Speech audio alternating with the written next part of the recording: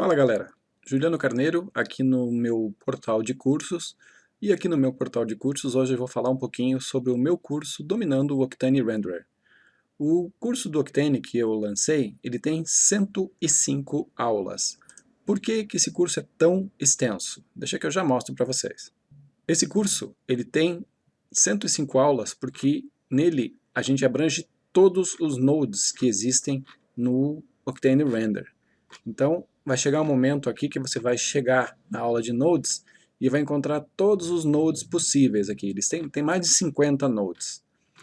Então, você vai cobrir todas as dúvidas dele. Então, esse aqui é o conteúdo que você vai encontrar no curso. E vamos mostrar alguma coisa que você pode encontrar aqui. Você pode notar que desde o início você vai ter a apresentação, até a própria instalação, vai aprender a customizar o seu layout, e assim que você clicar em qualquer uma das aulas, você já vai ter acesso a essa aula diretamente. E quando você chegar aqui ao conteúdo da aula, você já vai ter o acesso direto a ela. Essa aqui provavelmente é uma das aulas mais longas, que a gente fala sobre os materiais, né? Não esquecendo que você vai ter os materiais disponíveis para você baixar na aula, né? Você vai baixar o material para acompanhar a aula. Em algumas aulas vai ter esse material necessariamente que você precisa acompanhar. Aqui você vai continuar a ter acesso a todas as aulas da mesma forma. E tudo vai ser coberto. Você vai ter todos os detalhes de cada aula e cada node de acordo com o que a sequência de aula permitir para você ter um conhecimento linear. Nessa aula sobre o Marble, por exemplo, que é um dos nodes do Octane Render, você vai ver que não é só chegar e criar aqui um nodezinho e simplesmente mexer nos parâmetros. Você vai aprender com certa profundidade aqui e vai aprender o passo a passo de uma maneira bem interessante aqui. Ó. Você vai ver que não é só chegar e colocar os parâmetros para você ter um bom resultado. Você tem que saber o que você está fazendo, né? E você vai notar que com um único node no Octane Render, você vai conseguir fazer absurdos, literalmente, um só. Imagina o que você poderia fazer se você dominasse todos os 50 nodes, fora o que você pode usar durante toda a programação dele. E durante essa aula, eu vou dar uma aula de degustação sobre uma das maiores dúvidas que você pode ter no Octane Render, que são os kernels. Aqui na aula de kernels, nós vamos falar sobre todos os parâmetros do Octane Render. Essa aula vai tirar as principais dúvidas sobre o que cada parâmetro faz para que você possa setar o seu Octane Render de forma correta para você obter a melhor imagem possível. E apesar dessa aula ser um pouquinho longa, ela tem 38 minutos e alguma coisa, porque é muita informação importante que você não pode deixar passar. São pequenos detalhes que fazem toda a diferença. E só com essa aula aqui, eu garanto que você vai melhorar muito a qualidade do seu render, porque você vai estar sabendo o que você faz. Não vai estar só usando o método tentativa e erro para conseguir um resultado. Você vai saber o que você está fazendo. Então, bons estudos e aproveitem a aula.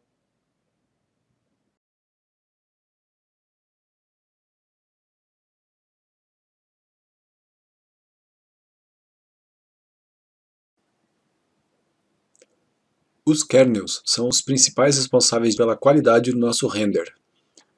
Nós nos encontramos aqui no Octane Settings. Existem dois tipos de renders. Nós temos o tipo Biased e o Unbiased. Qual é a diferença entre eles?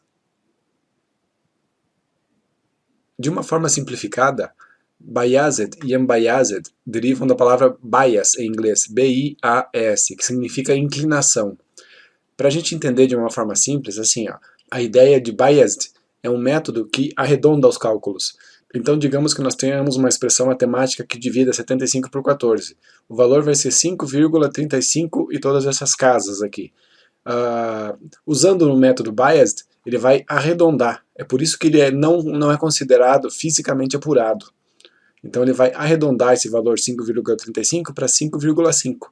Vai aplicar esse valor no render. O unbiased, ele vai aplicar o valor exato. Então, no caso do cálculo unbiased, ele vai pegar todo esse número e aplicar exatamente esse valor aqui encontrado. Então, por isso, ele é considerado fisicamente apurado. Nós temos 4 tipos de kernel no Octane Render, e vai ficar a seu critério a escolha deles de acordo com a sua necessidade. Então vamos falar sobre cada um deles agora para você saber a diferença. Vamos iniciar com o Direct Light. O Direct Light ele é baseado no GI Mode, Global Illumination Mode, que pode ser o None, o Ambient Occlusion e o Diffuse. Nós vamos falar sobre os três daqui a pouquinho. Nesse método nós temos o Specular Depth, o Glossy Depth e o Diffuse Depth. Então vamos a alguns exemplos aqui para nós entendermos o que esses parâmetros fazem. O Glossy Depth é responsável pela reflexividade dos objetos. Então se nós aumentarmos este valor, nós começamos a notar a entrada de luz se um objeto tem nas suas características o glossy. Vamos ativar alguns materiais aqui. O Specular Depth é responsável pela profundidade dos materiais de vidro. Então o que você vai notar é que quanto maior esse valor aqui, melhor vai ser o cálculo do material de vidro. Você pode notar a diferença assim que eu começo a aumentar. Vamos colocar aqui 3, 4, e você nota que vai clareando a cena e a luz vai penetrando nos objetos e facilitando o cálculo da nossa iluminação. Como eu faço para eu determinar qual valor é ideal na cena? Existe muita teoria falando que você deve colocar um valor alto, mas não, é desnecessário. Você pode notar que eu vou colocar aqui agora 12. Agora vamos comparar esse 12 aqui com o 16. Ó, verifiquem a cena. Vamos agora passar para o 16. E você pode notar que não há mais alteração. Então não é necessário você ficar aumentando esse valor aqui, a não ser no caso de você ainda notar diferença na qualidade do material. Note que como eu só tenho uma luz HDR aqui, originada do meu Octane Sky, então eu não tenho nenhuma luz direta. Então por isso eu tenho esse escurecimento aqui por causa do None. Então tudo que eu tenho é o cálculo indireto da luz, por isso fica com o material escurecido dessa forma. Caso eu altere o GI None para GI Ambient Occlusion, eu já vou notar diferença. O método Ambient Occlusion ele é praticamente igual ao Diffuse. A única diferença é que você vai ter uma cor lavada, um aspecto lavado na cor dos nossos objetos. No material de vidro nós não conseguimos verificar isso muito bem. Então vamos mudar para um outro tipo de objeto aqui, para você notar a diferença. Agora vamos mudar para o None, e você pode notar que como eu não tenho uma luz direta, então eu tenho uma cena mais escurecida. Porém, é um método que você pode usar se você quiser, porque você sabendo do resultado dele, você vai poder utilizar de acordo com a sua necessidade. Eu sabendo que nesse método não há cálculo de luz a não ser a luz direta, eu vou saber que eu vou ter cenas mais escuras. Então eu vou alterar aqui para o GI Ambient Occlusion. No método Ambient Occlusion eu vou ter perda de cor. As cores não vão ficar tão vibrantes como no método Diffuse. E essa é a diferença principal entre o Ambient Occlusion e o Diffuse. Você pode notar aqui, ó, e nas superfícies escuras, a mudança. Pode notar que aqui, a cor dos objetos agora fica mais evidente de acordo com a cor do meu objeto total. Um detalhe importante sobre o Direct Lighting é que não há o efeito de caustic quando eu uso material de vidro. Então, nesse caso, eu nunca vou conseguir o efeito caustic usando o Direct Lighting. O Diffuse Depth vai definir a profundidade da nossa cor dos objetos. Então, se eu aumentar esses valores, eu vou melhorar a qualidade das cores do meu objeto. Dificilmente esse valor aqui vai precisar passar de 5.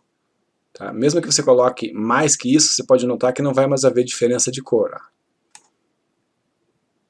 Mesmo com o máximo, que seria 8. Então eu vou manter aqui no 5. Tá?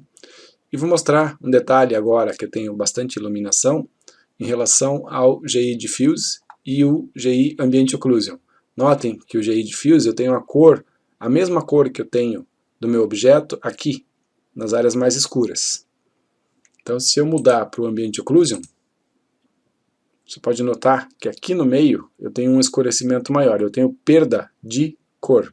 Eu tenho menos evidenciação das cores no método Ambient Occlusion. O Ray Epsilon é um parâmetro definido pela distância dos objetos, pela escala da nossa cena. Normalmente, quando nós importamos um arquivo que vem de outro software, como por exemplo o SketchUp, ele vem com uma escala muito maior. Então provavelmente você vai ter que usar o Ray Epsilon para remover artefatos que podem aparecer no nosso objeto. Então se você aumentar o Ray Epsilon, você vai notar que você começa a ver defeitos na imagem assim. Ó. Vamos aumentar aqui um pouco mais. Ó, a gente tem inclusive perda de sombras e perda de traços. Para se corrigir esses defeitos de imagem, a primeira coisa que você deve fazer é tentar movimentar o Ray Epsilon. Olha aqui, ó, temos manchas escuras, né? E esse valor aqui, você tem que movimentá-lo até encontrar um equilíbrio onde desapareçam esses artefatos. Vamos mudar aqui para a cena das nossas garrafas, que você vai notar isso bem evidentemente aqui.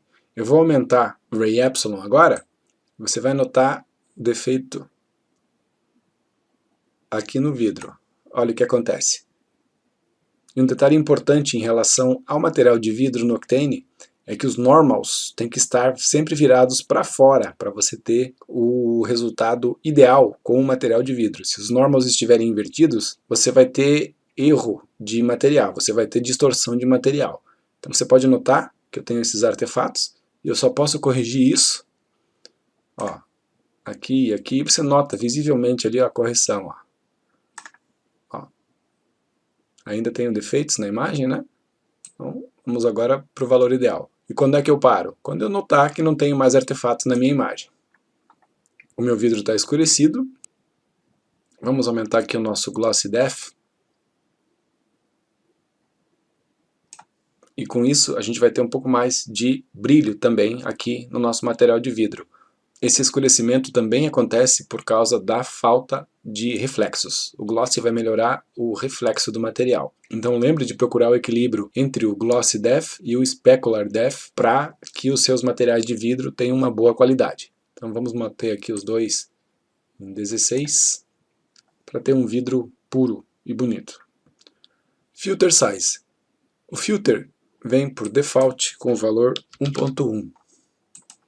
E o que ele faz é criar um leve blur ao redor dos nossos objetos para diminuir imperfeições. Eu particularmente só uso quando não tenho outro recurso, quando tenho algum artefato muito complicado de ser removido na cena, mas eu prefiro não usar o filter a não ser em casos extremos, onde eu vejo que ele seja o último recurso.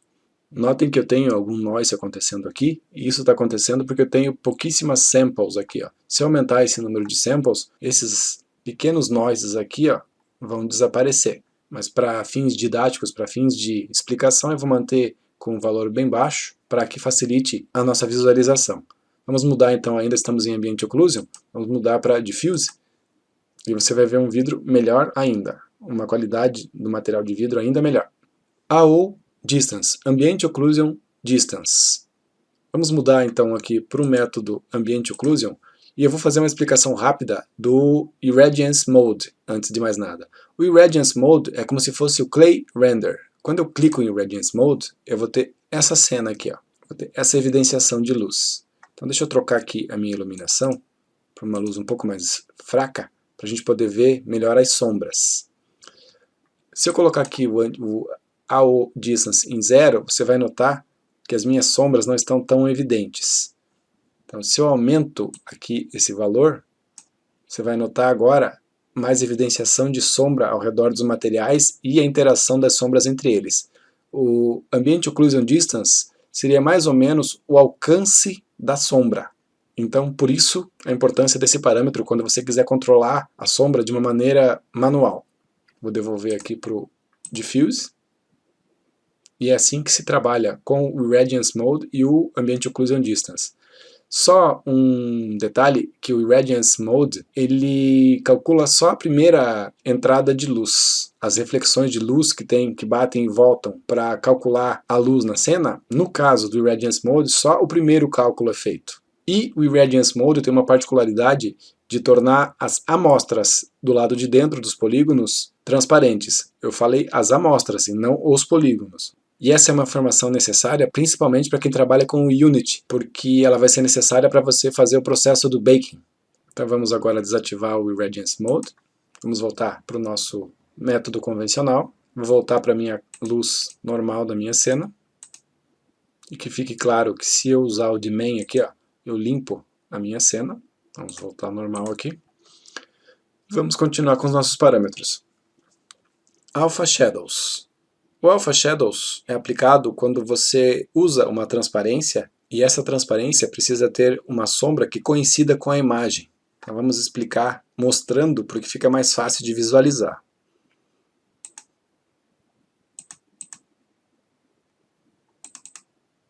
Então nessa cena o que eu tenho é um logo do Octane e nós temos a sombra correspondente a ela. Se eu desmarco o Alpha Shadows, eu vou ter um quadrado. Por que esse quadrado? Porque isso aqui é nada mais do que um plane com uma imagem PNG aplicada. Então essa imagem ela vai evidenciar as transparências e vai me mostrar só o logo. E caso eu desmarque a opção Alpha Shadows, eu vou ver todo o meu objeto, como se ele não considerasse as transparências. É por isso que eu tenho que deixar marcado Alpha Shadows para eu conseguir ver também a sombra correspondente só ao objeto que continua visível, considerando as transparências na minha sombra. O Irradiance Mode eu já comentei. Vamos voltar para a nossa cena aqui. E agora vamos falar sobre o Alpha Channel. Então vamos ativar uma outra câmera aqui para a gente poder visualizar esse exemplo. Nós temos aqui uma esfera e nessa esfera nós podemos ver o nosso HDR e a reflexão desse HDR no nosso objeto. Caso eu marque o meu Alpha Channel, o que eu vou conseguir é um fundo transparente para eu poder usar em composições. Então se eu marco o meu Alpha Channel, isso aqui fica transparente para eu trabalhar com as composições. Eu consigo manter os meus reflexos. E esses reflexos estão mantidos porque aqui temos a opção Keep Environment. Só que essa opção Keep Environment, ela é dependente do meu material. Então deixa eu explicar. Então aqui no meu material, eu tenho que ter na aba Common o meu Affect Alpha marcado, porque se ele estiver desmarcado, mesmo que eu tenha o meu Keep Environment desmarcado aqui, ó, ele não vai funcionar. Então, para que o Keep Environment funcione, aqui no meu material, essa opção tem que estar marcada. Ó. Se eu marco o Affect Alpha, aqui continua aparecendo a imagem, porque o meu Keep Environment ainda está marcado. Então, se eu desmarco o Keep Environment, que significa manter ambiente, né, ele vai desaparecer e vai fazer um alpha puro agora, para eu poder usar nas minhas composições. E ele é dependente do material, porque se eu não marcar aqui o meu Affect Alpha, isso aqui não vai funcionar.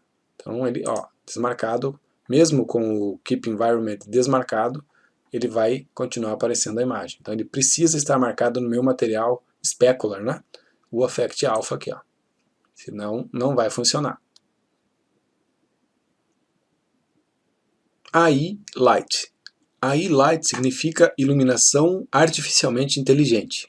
Esse é um recurso que só existe a partir da versão 4 do Octane. Você não vai encontrar isso nas versões 3 e abaixo. O AI Light continua calculando a luz onde ela é mais necessária. Então, digamos que na nossa cena haja algum ponto que precisa de mais cálculo de iluminação, essa inteligência artificial da iluminação vai trabalhar de forma automatizada, colocando mais samples nas áreas necessárias para que a iluminação ocorra de melhor forma naquela região.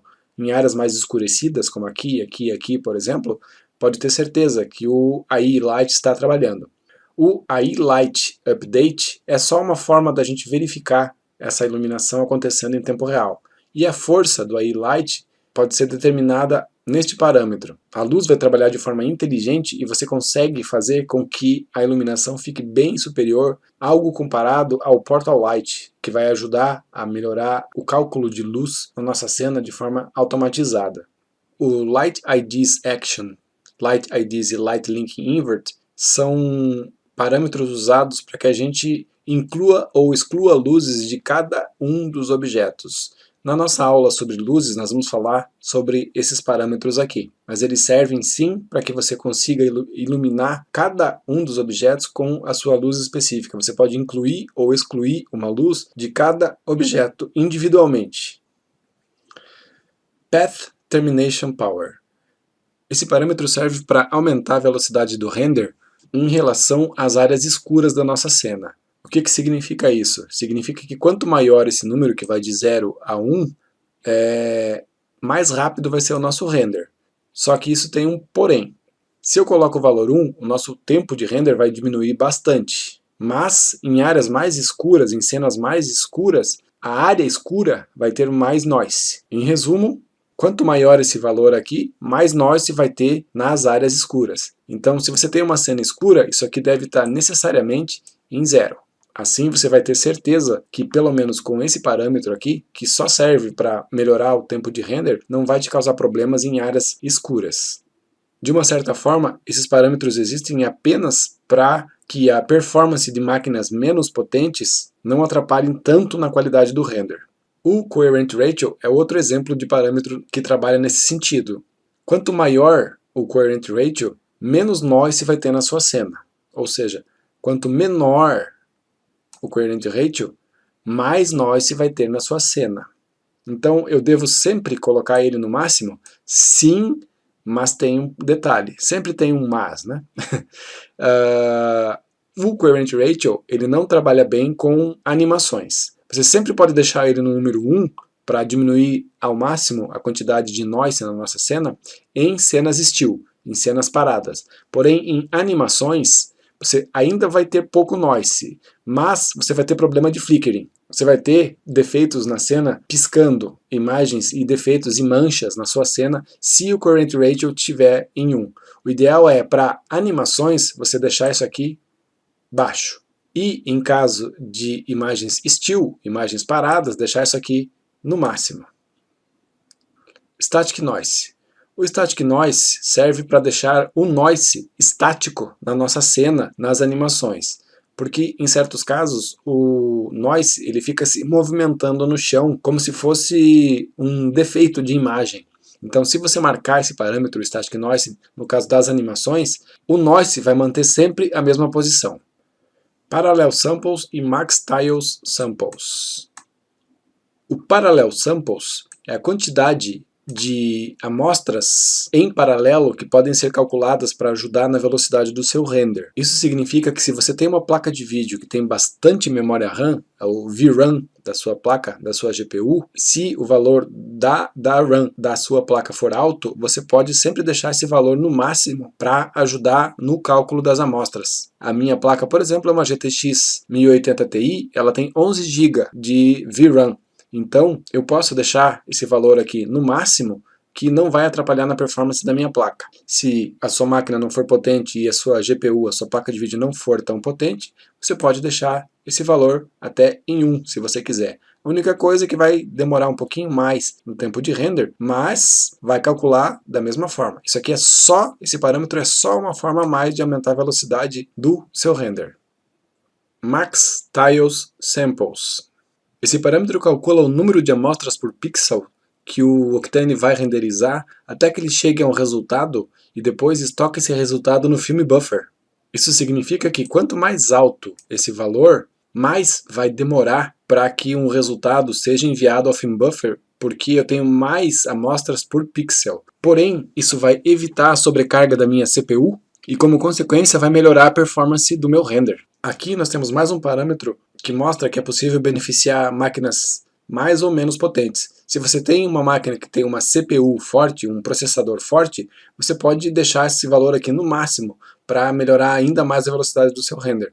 Caso a sua CPU não seja tão potente, você pode deixar esse valor até em 1 se você quiser. Em outras palavras, se você tem uma máquina que não seja tão forte, você também pode baixar o Parallel Samples. Então vamos deixar isso aqui assim.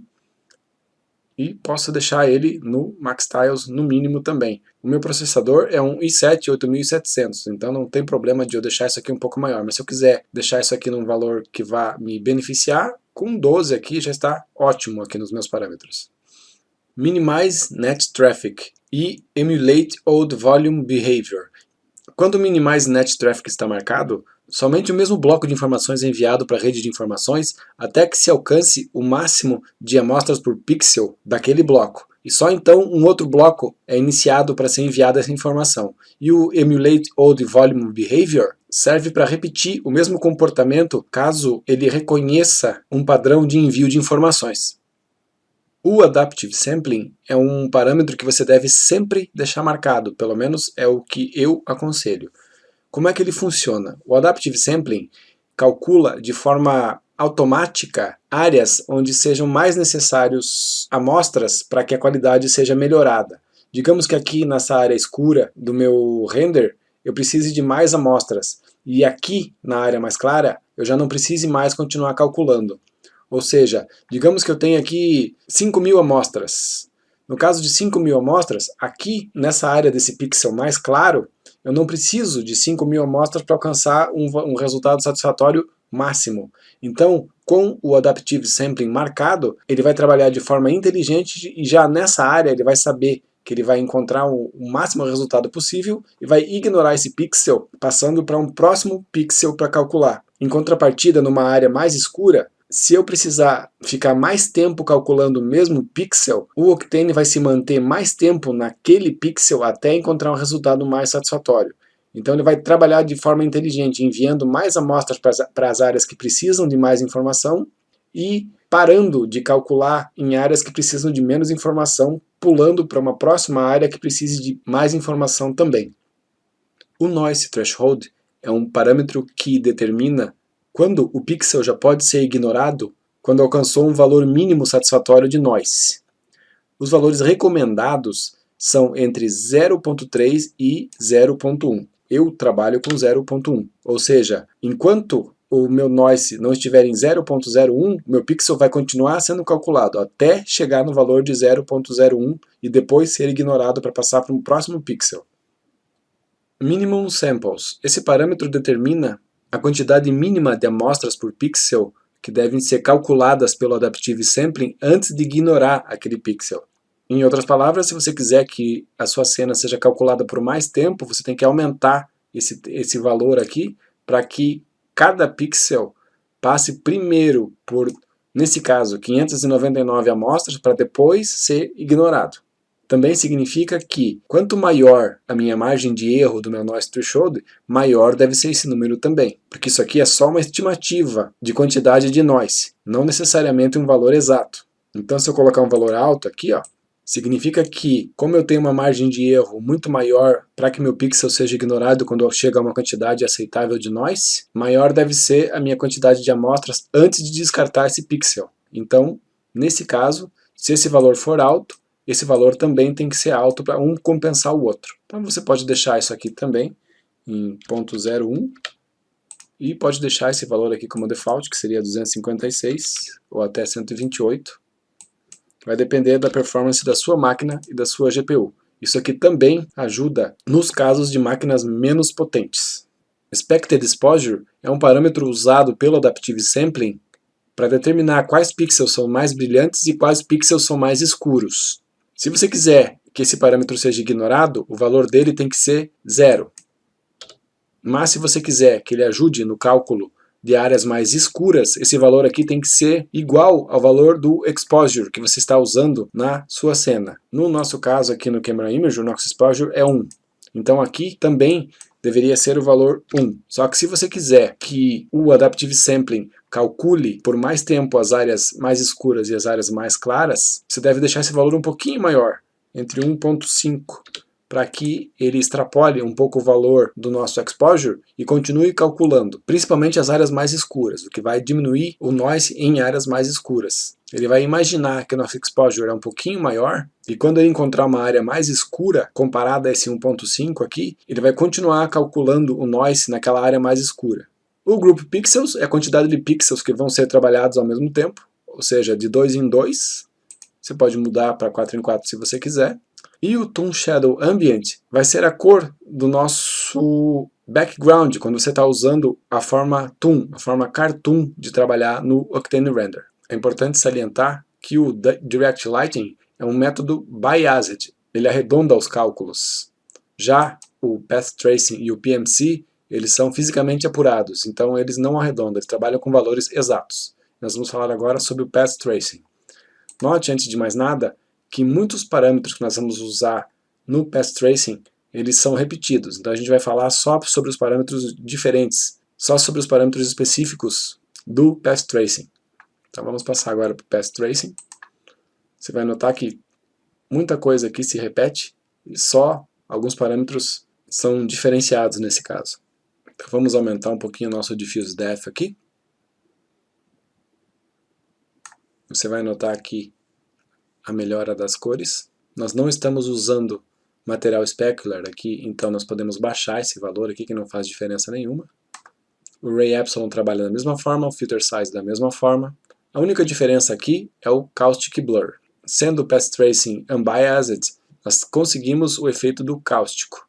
Então nesse caso vamos usar uma cena que possui cáustico.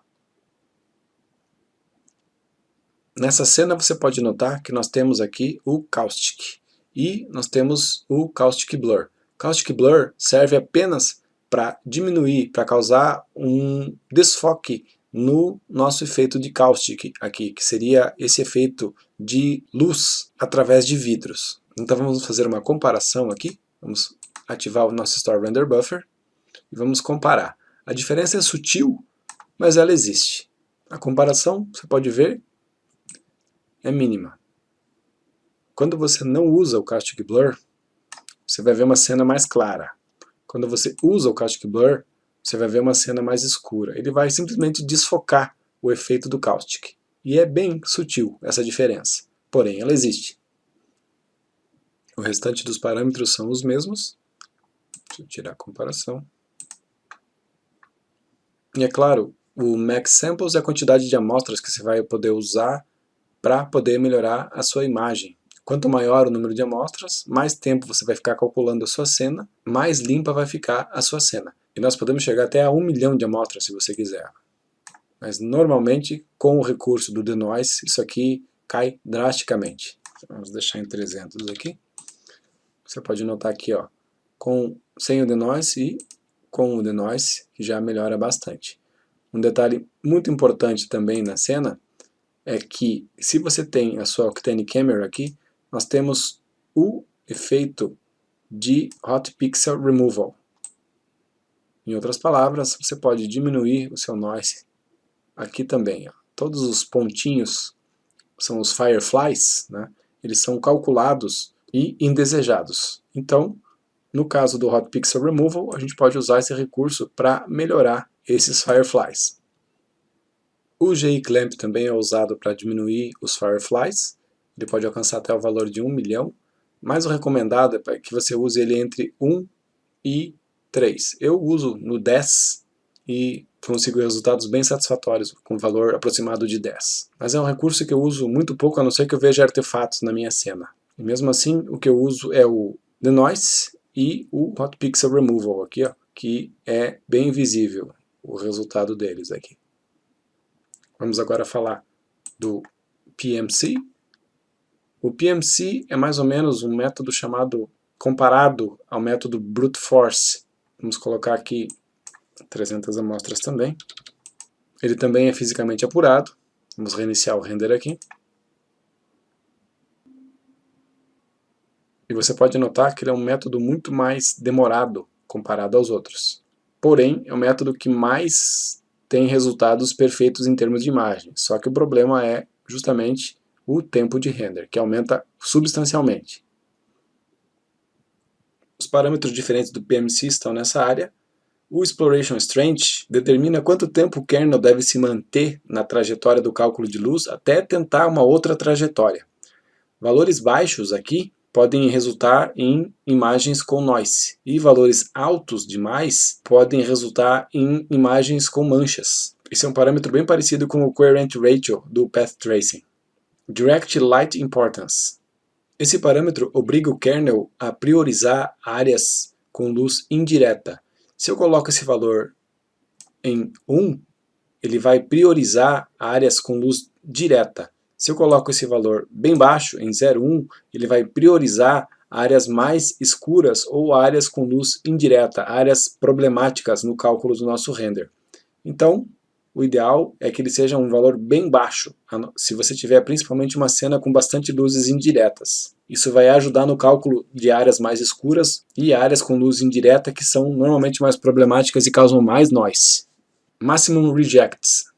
Esse parâmetro é uma espécie de adaptação que você pode usar no método PMC. Quanto maior esse valor, mais o kernel PMC tende ao método unbiased, mais fisicamente apurado ele vai ser. E quanto menor esse valor, mais biased ele vai ser, mais tende a arredondar os valores. A diferença é que se eu diminuir esse valor aqui, vai diminuir a qualidade da minha imagem. Porém, o meu render vai ser muito mais rápido. Ao passo que se eu aumentar isso aqui, a qualidade da minha imagem vai melhorar bastante. Mas o meu tempo de render vai aumentar também. Então você pode escolher. Esse parâmetro deve ser usado exclusivamente considerando a qualidade versus o tempo de render. Se você quiser mais velocidade e menos qualidade, você deve baixar esse valor. Se você quiser mais qualidade, você deve aumentar esse valor. Parallel Samples nós já comentamos no Path Tracing. Work Chunk Size. Esse parâmetro determina a quantidade de blocos de trabalho em amostras de 512 KB em cada vez que você renderiza usando esse kernel. Aumentando esse valor, vai aumentar a quantidade de memória requerida no sistema, mas não vai afetar o uso da memória e pode aumentar a velocidade do render. Então, se você tem bastante memória, aumente esse valor. E o Toon Shadow Ambient nós já comentamos no Direct Light.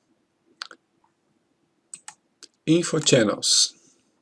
Os infochannels são basicamente mapas que você vai poder usar quando usa o Render Passes. Nós temos vários tipos de infochannels.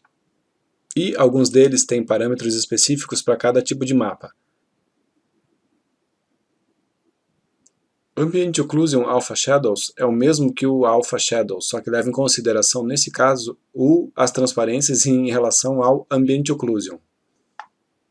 Opacity Threshold. Vamos mudar a cena aqui. Vamos mudar o nosso mapa para Opacity. Se você tem uma transparência na sua cena, você vai poder tornar esse mapa mais opaco ou mais transparente. Isso só vai alterar no mapa, não vai alterar no material. Só no infochannel que vai ser alterado. Você pode notar a diferença no mapa. E assim nós verificamos a opacidade do material. Mas isso somente no infochannels, não vai alterar no nosso material aplicado no objeto. Quando nós temos vários objetos enfileirados, nós podemos calcular a distância Z, a distância em profundidade dos nossos objetos, criando o mapa do Z-Depth. Então, no nosso infochannels, no type Z-Depth, nós teremos esse mapa. E nós, alterando esse valor do Z-Depth, nós podemos criar e verificar o mapa de distância. E com isso, nós podemos criar até um mapa de blur, um mapa de desfoque. Também pode ser usado nesse caso. E o Vmax. Para poder usar esse parâmetro, nós temos que ativar o mapa Texture Coordinates. E esse parâmetro determina o valor máximo mostrado para as coordenadas UV da sua textura. E o V-Coordinate Selection determina qual coordenada UV usar. O Max Speed cria um mapa da intensidade máxima no canal Motion Vector. Neste canal.